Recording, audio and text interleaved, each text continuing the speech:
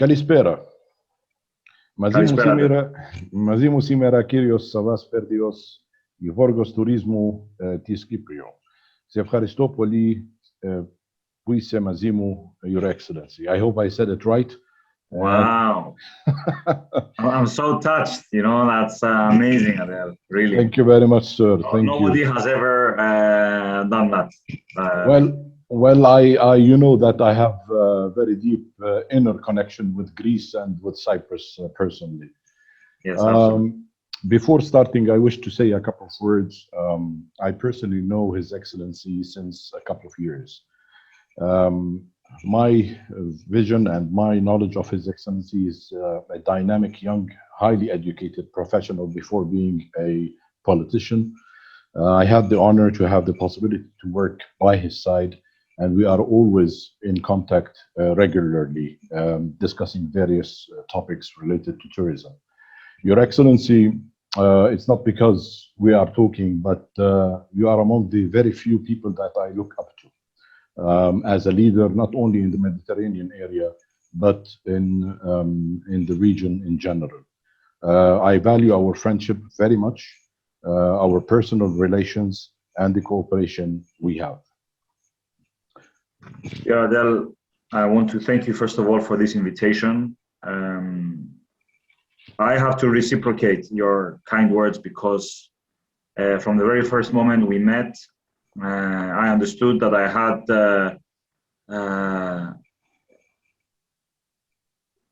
opposite me a person who is very, very knowledgeable in the industry, loves the industry, has an incredible amount of work experience, a very unique CV, and you caught my eye from the very first moment with your composure, with your knowledge about the industry, and knowledge in paths or streams of this industry that are very different between each other. This industry is so huge that it is not often that you find people with an excellent wide knowledge of various subjects, and you are one of those people. So yes, you make it easy for me to stay in touch with you, actually, because you are not only a friend, you're also somebody who is very interesting to talk to and who is very, very knowledgeable. Okay, so thank you very much. I was delighted to receive your message and your invitation. I'm very touched, sir. I'm very honored for these kind words. Thank you very much.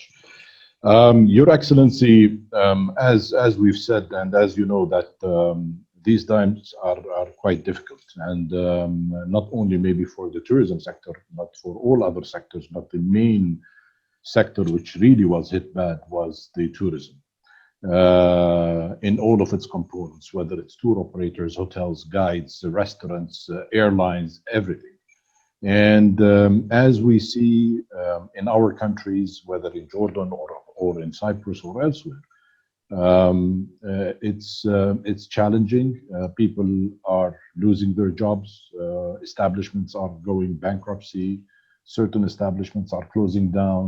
So we would like just to have an idea from your side. How do you see the situation currently with the pandemic? Mm-hmm. Yeah, well, last year was the year of the disaster. Frankly, I believe that recovery will begin next year. Yeah. And I see the recovery needing 2-3 years from the moment it begins until we are back to where we were before the pandemic. And from everything I said already, I've left out the current year, 2021. In simplistic terms, I describe 2021 as the bridge between a year of disaster and a year of the beginning of the recovery, which, to be frank, I'm not happy about. I was hoping, and I think we were all hoping, that 2021 was not going to be another year where we would all have to just fight to survive. Mhm. I think we were all hoping that 2020 was that only 2020 was going to be the year that we would have to survive, so that we could start rebuilding and start the process of recovery in 2021. It looks like this is not going to be the case. I think things have turned out worse than we have all expected. It doesn't mean that we are guilty of that, because in the tourism industry, we have all learned to be optimistic people. Mhm. This is not an industry where pessimists operate. They cannot even survive. So, yeah, we were all hoping that things will be better in 2021. I think in the end, it's just going to be a year where we once again have to grind it out and see how we can find a bridge to take us into 2022. Mhm. Mhm.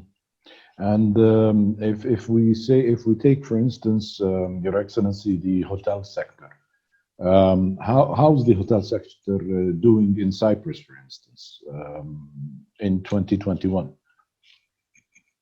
Well, we are at the point now where if we are not able to welcome visitors at all this summer, I think a lot of companies, a lot of hotels are going to find themselves in financial trouble. Yeah.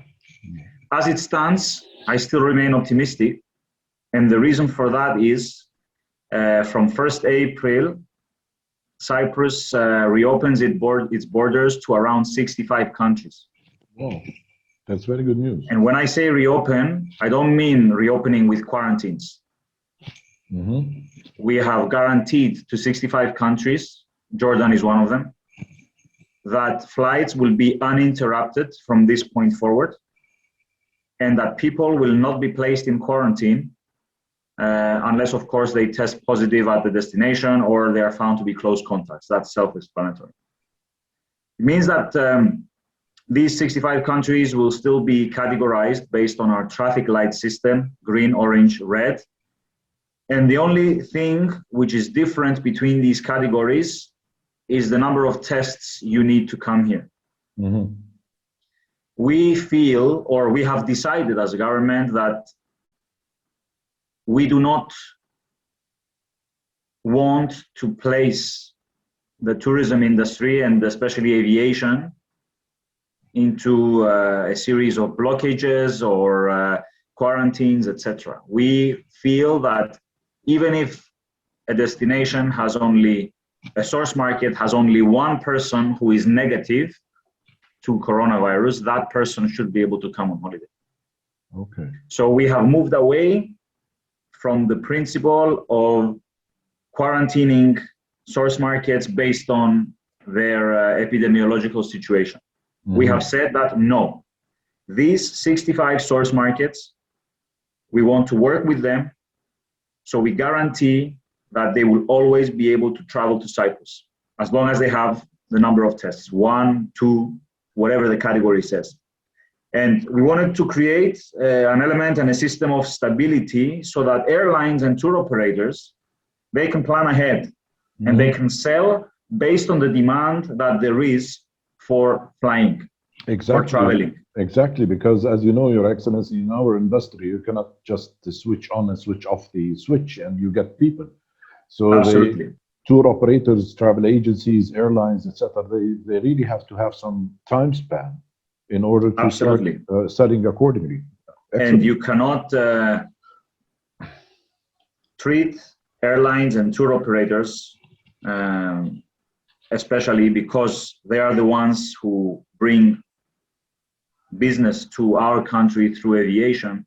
You cannot put them in a framework where from one day to the next, they will be forced to stop flying. Exactly. So what we have done is create a framework of continuity. We do not care for these 65 countries how many COVID cases they have. Mm-hmm. We do not care how many variants of the virus they have. Mm-hmm. What we care about is categorizing them accordingly, but always allowing them to fly.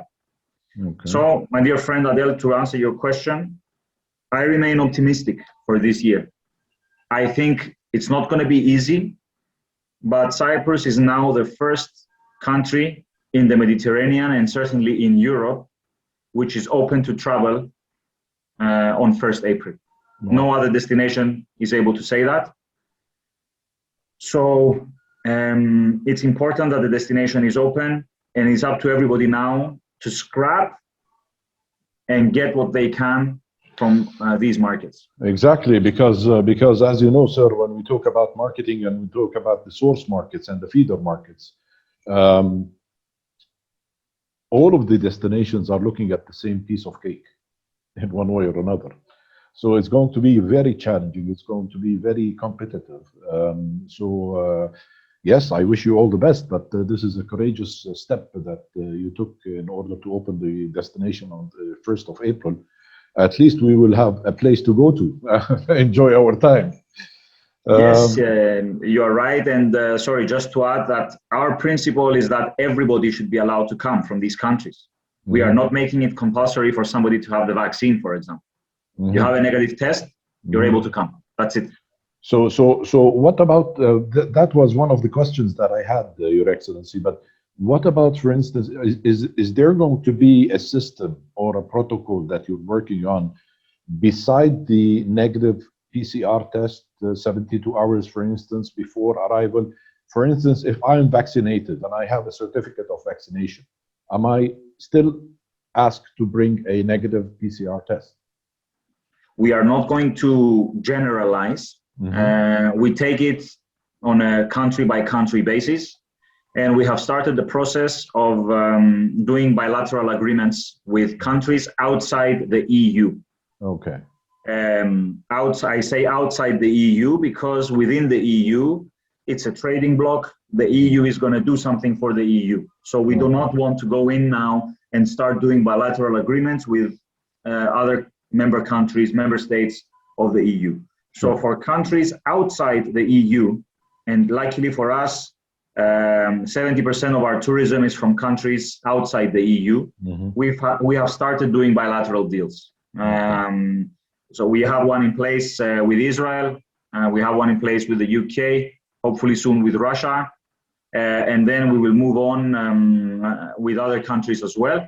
And the principle is that, yes, if somebody is vaccinated with an EMA-approved vaccine, fully vaccinated, not one dose if two are required, both doses, we offer a travel facilitation so that the traveler will not be forced to have a test before flying, irrespective of the category. So even if you are in a category where 2 tests are required, you will be able to fly if you have a vaccination certificate. Okay. Now, this, as I said, is done step by step, with country by country. We haven't announced something yet for a country like Jordan, for example, but we plan on picking up these discussions soon. Now, the reason we have decided to do separate sort of agreements on this is because, as I said before, the main principle of our framework is for everybody to be able to travel. We feel that the most important thing is the test, so that everybody can travel no matter what. And then, cherry on the top, we have the vaccination certificate. And we felt we needed to focus on testing first and not on vaccination, because we did not want to depend on the speed of vaccination. Exactly. And it shows that we have been proven right. If we had focused on vaccination, then I would not be able to inform you now that 1st April we open. Exactly.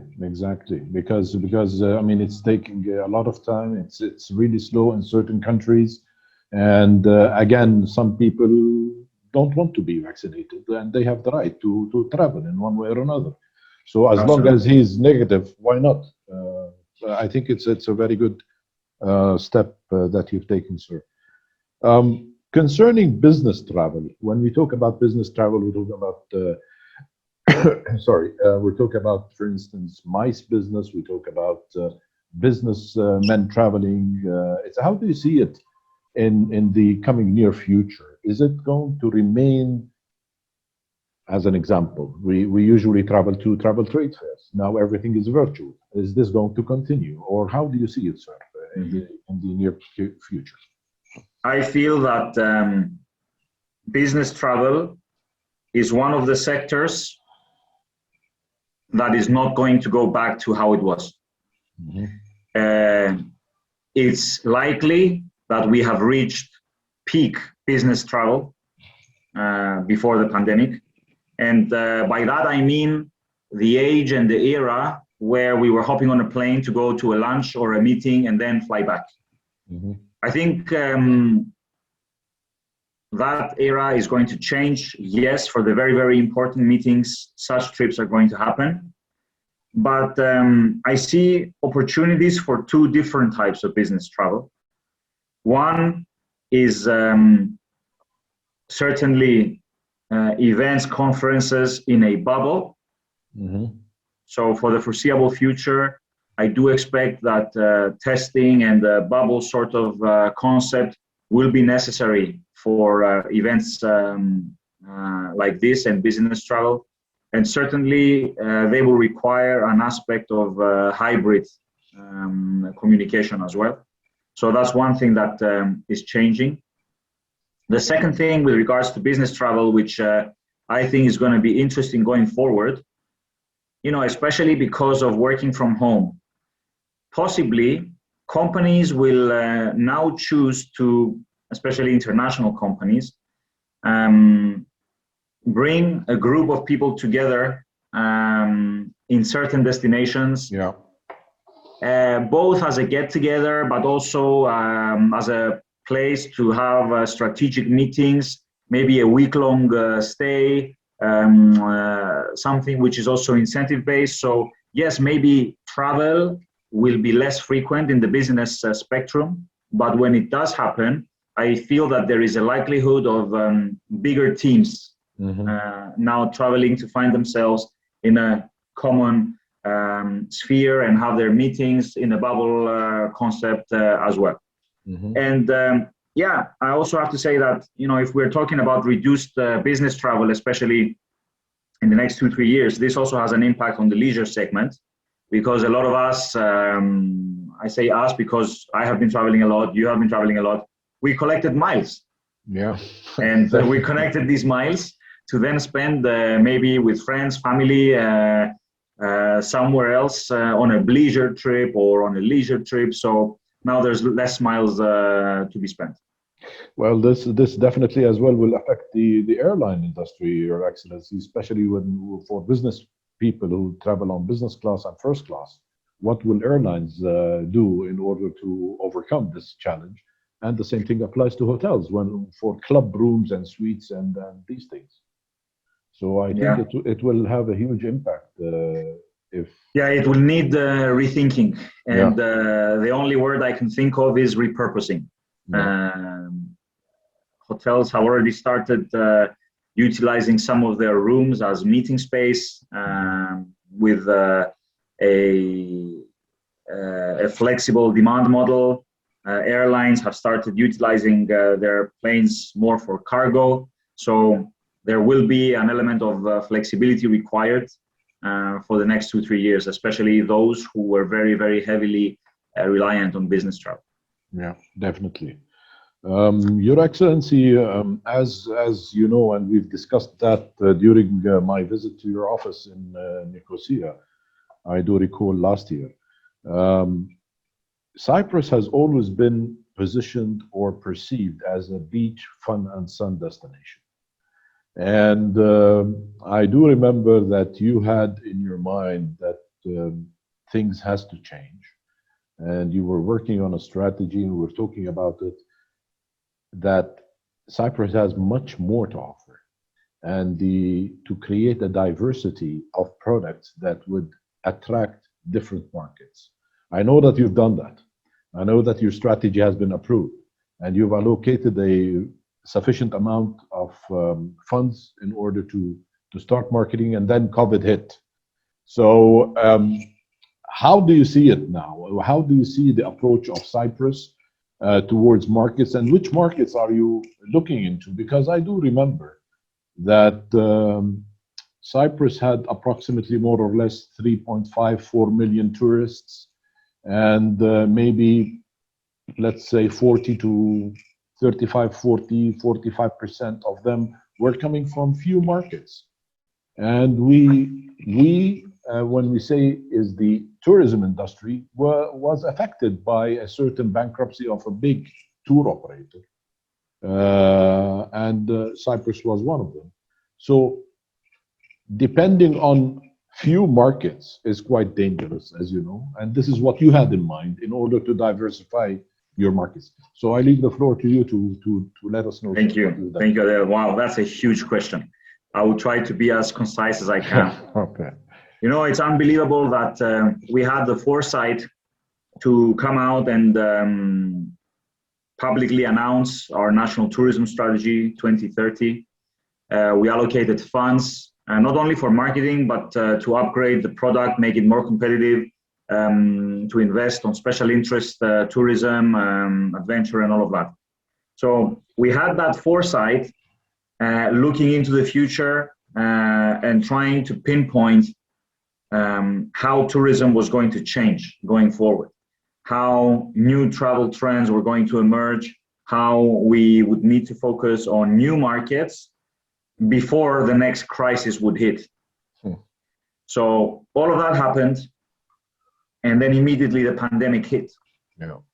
And I'm very proud to say that despite having to deal with crisis management over the last year or so, we have not stopped for a second implementing our action plan related to the national tourism strategy. In fact, what the pandemic taught us was that we were spot on with the new target markets we had set, the diversification of the markets, the diversification of the product. And COVID has taught us, I think COVID has brought the tourism industry forward by 5 years.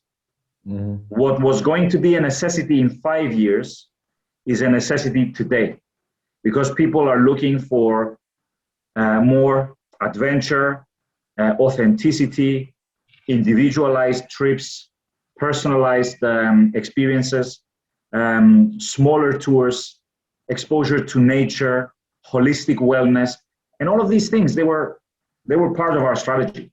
We had set out a time frame of a few years to get all of that ready, and then the pandemic hit, and we had to move faster. Mm-hmm. So we have not canceled the strategy. On the contrary, we've had to move faster in order to start implementing it. Mm-hmm. And in terms of source markets, mm-hmm. all of the new source markets we have been targeting, they do remain a part of the national tourism strategy for the decade. The only thing that has taken now a back foot, and this is for obvious reasons, long-haul markets like the US, China, Japan, which we were planning on utilizing in collaboration with countries like Jordan. Mm-hmm. This has now been put on the side for obvious reasons. It's hard enough to travel to one destination. Mm-hmm. How will you manage to travel to 2 or to 3 in the middle of a pandemic?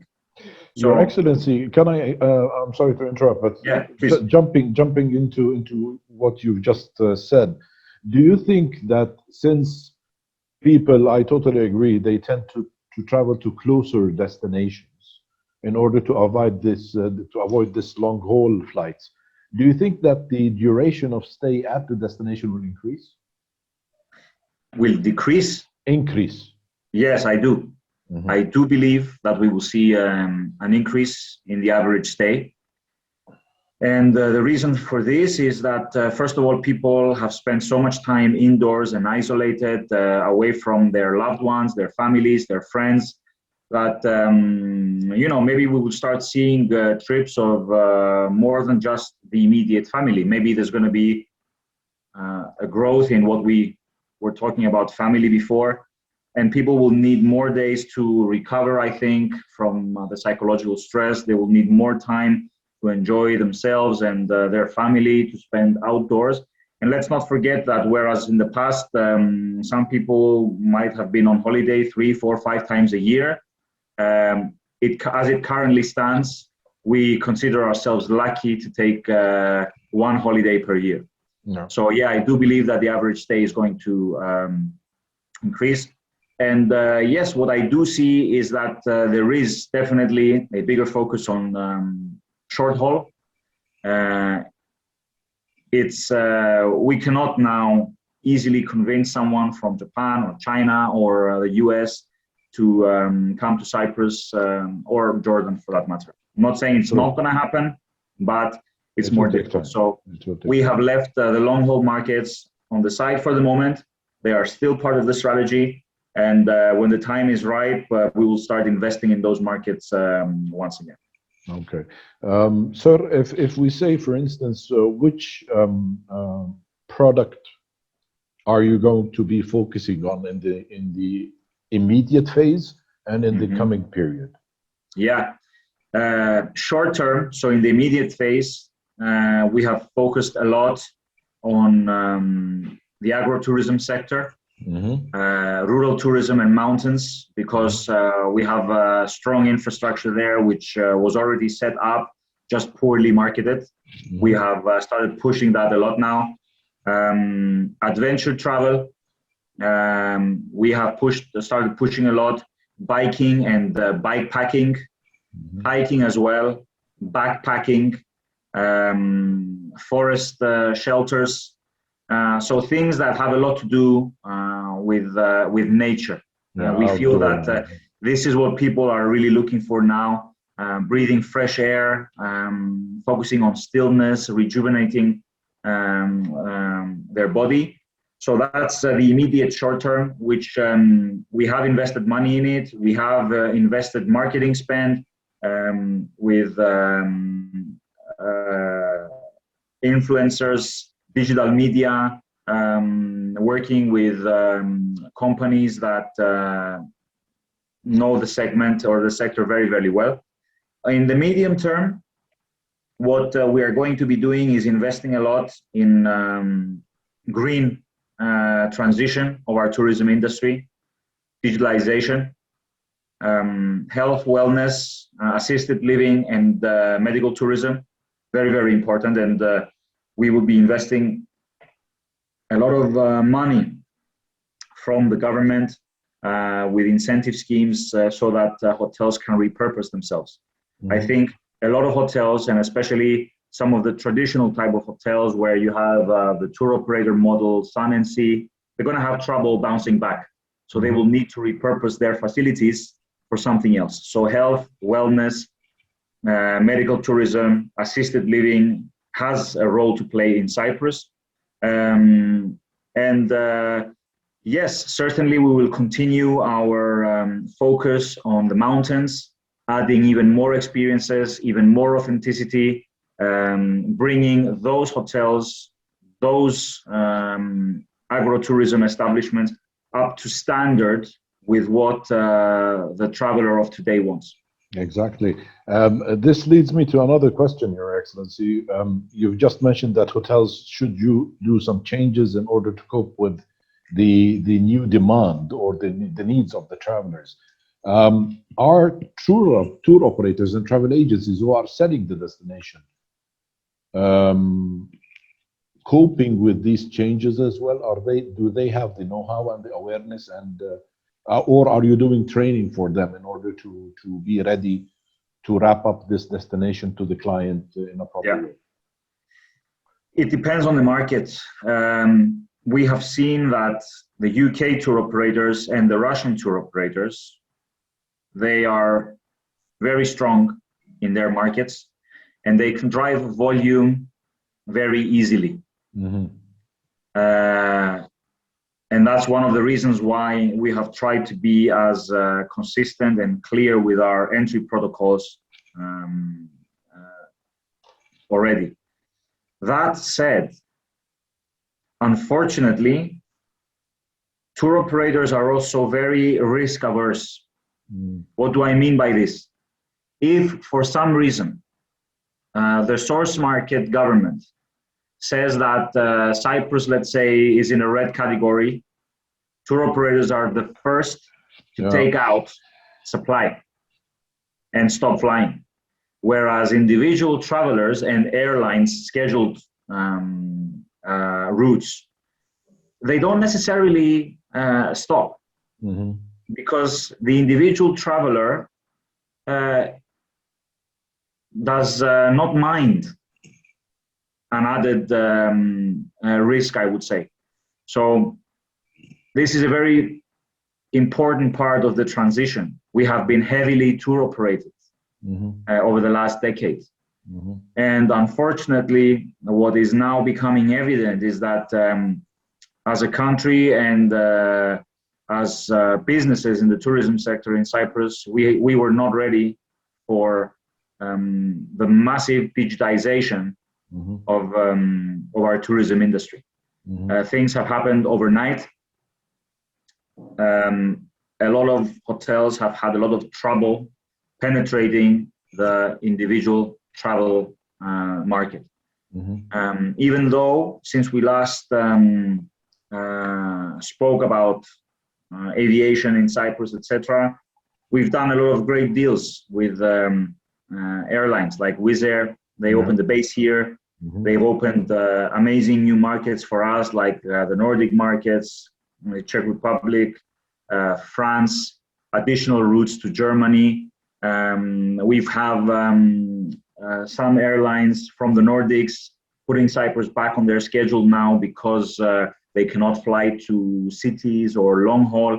So actually, in terms of connectivity, yeah, the frequency has gone down, but the number of routes is higher than it used to be. And this is great in terms of providing the infrastructure and the flying to be able to say, yes, let's invest in that market. But unfortunately, you are absolutely right, Adele, that we haven't seen the flexibility that is necessary at this moment in time from tourism businesses. Well, I think that definitely connectivity is extremely important, especially when it comes to the LCC, the low-cost carriers, especially that now, as you know, Your Excellency, people coming out of this pandemic, they might not consider tourism as a priority for them when it comes to expenses. So having good deals through low-cost carriers is extremely important. And this takes me to, what about charter business?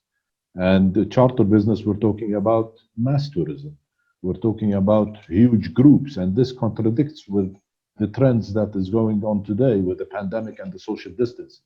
So how do you see things developing in this regard? Yeah, I think in terms of charter flights, packages, especially from our major source markets, I think it's all about consolidation.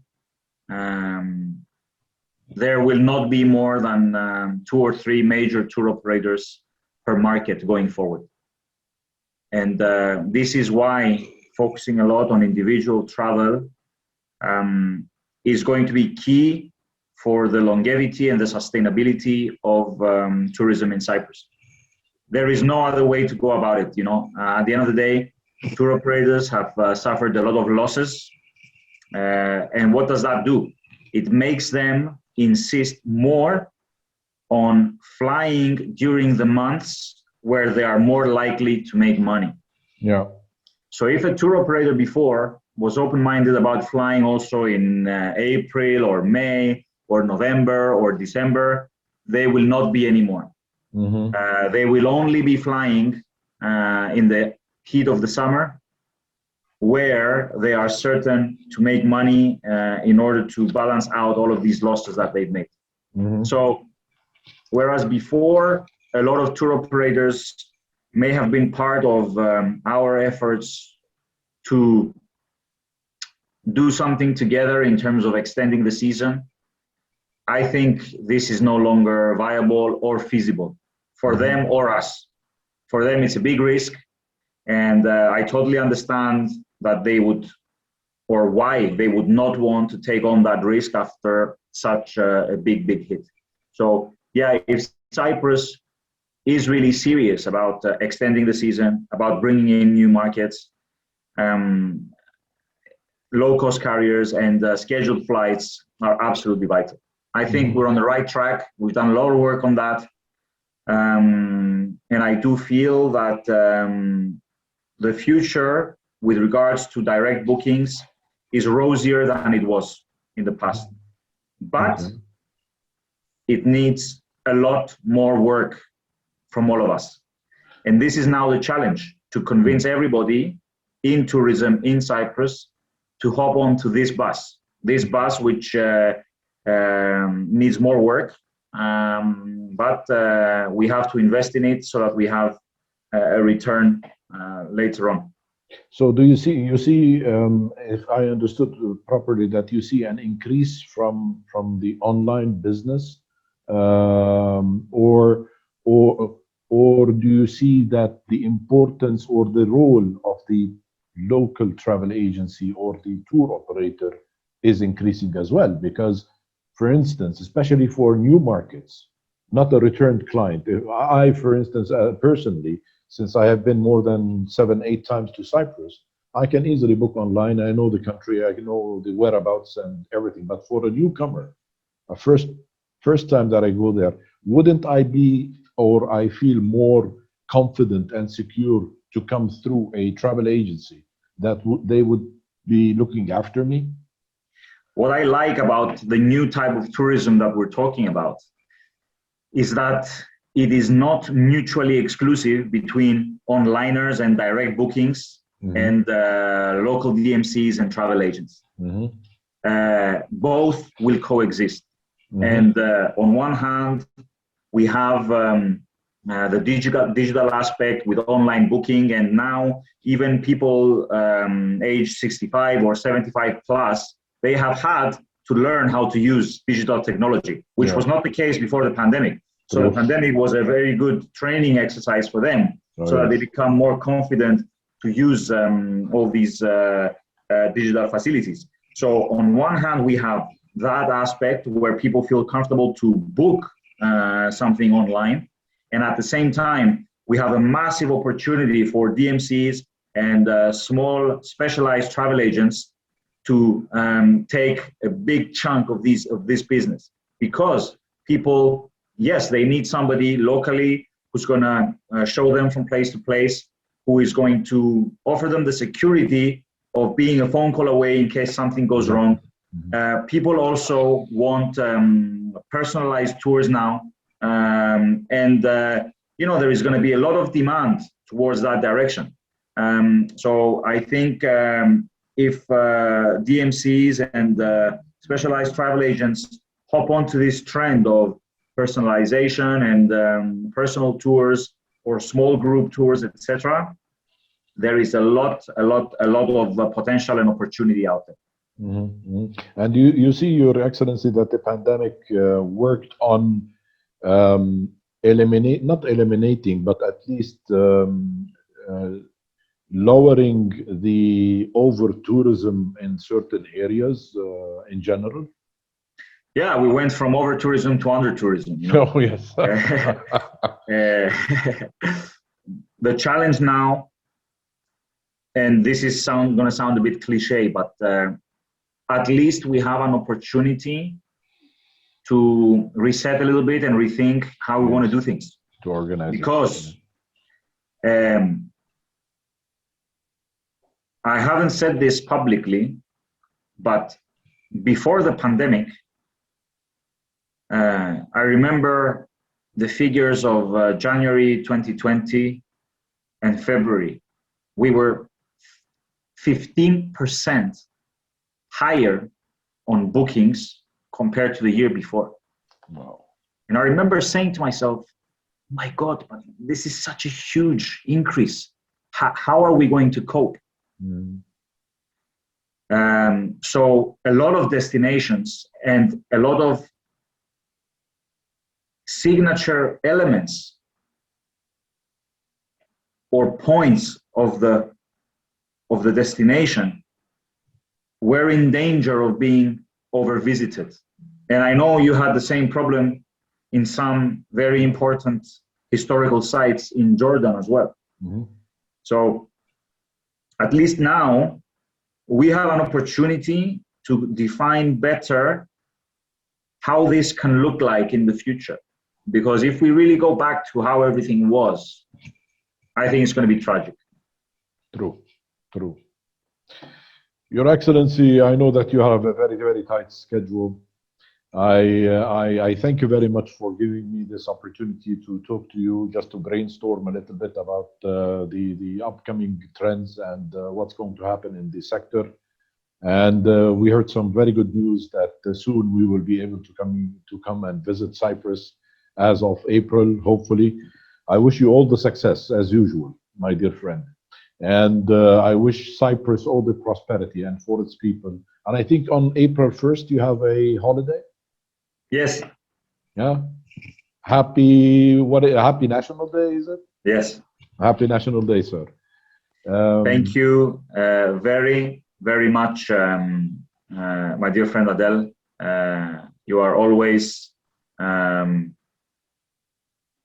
to the point, always very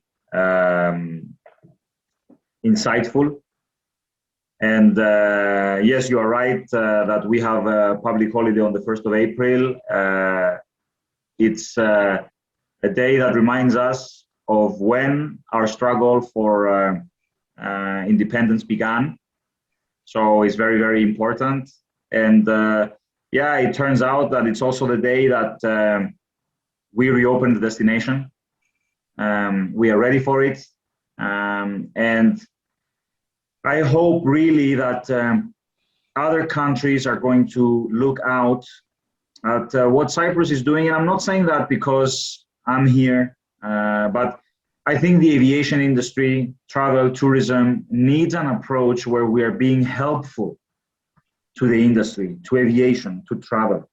This business, this industry cannot survive on quarantines, blockage of flights, and all of that. And I understand that 2020 was a shock to everybody. We all had to deal with something we did not know. But I cannot understand how, to this day, we are still implementing quarantines. We're still stopping people from flying. There is a solution. And I think the solution is what we have done, opening up to the markets that we want to have and letting people in as long as they have the right number of tests. I don't think the vaccine is the solution yet. A vaccine certificate is something that is going to be a cherry on the top, because the rate of vaccination is not yet quick enough for that to be the savior of travel. It will be the savior of travel next year. True. What are we doing this year? True. And I hope that other people from other countries are going to be listening to this and focusing on what they're going to be doing this year to let this industry work a little bit. Because honestly, we cannot stay another year without tourism. It is going to be a tragic disaster. Definitely. The most important thing now is to sustain our businesses as much as possible, to keep the people working and to keep the business rolling for the sake of the economy and for the sake for the individuals as well. Your Excellency, Mr. Savvas Perdios, thank you very much for your time, sir. It's a great honor and pleasure to have you with us. Until we meet again.